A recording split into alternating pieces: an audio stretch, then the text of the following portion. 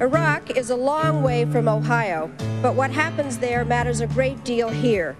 For the risk that the leaders of a rogue state will use nuclear, chemical, or biological weapons against us or our allies is the greatest security threat we face.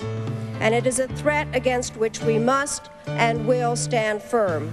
Or we take some ambiguous third route, which gives him yet more opportunities to develop this program of weapons of mass destruction and continue to press for the release of the sanctions and continue to ignore the solemn commitments that he made. There are such a thing as international outlaws. I'm not sure China is one, but I'm quite sure Iran and Iraq are. We still don't. He will rebuild his arsenal of weapons of mass destruction.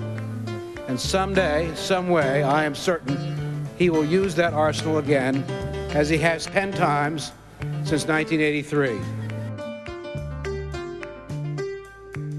Saddam Hussein certainly has chemical and biological weapons. There's no question about that. There is unmistakable evidence that Saddam Hussein is working aggressively to develop nuclear weapons and will likely have nuclear weapons within the next 5 years. We also should remember we have always underestimated the progress that Saddam Hussein has been able to make in the development of weapons of mass destruction. We know he continues to attempt to gain access to additional capability, including nuclear capability. There is a real debate how far off that is, whether it's a matter of years or whether it's a matter of less than that.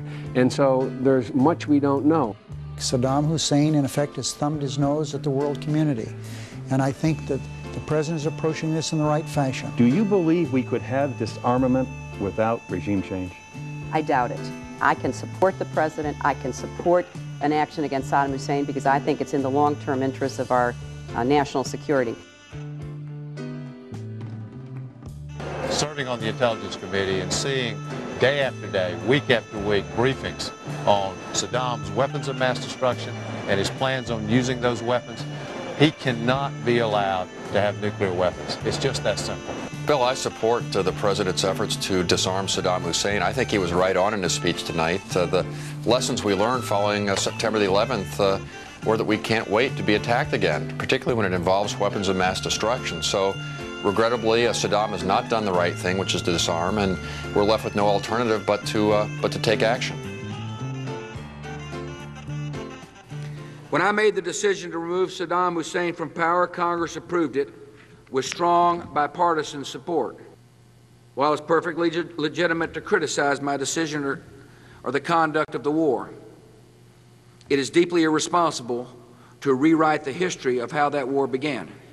These critics are fully aware that a bipartisan Senate investigation found no evidence of political pressure to change the intelligence community's judgments related to Iraq's weapons programs.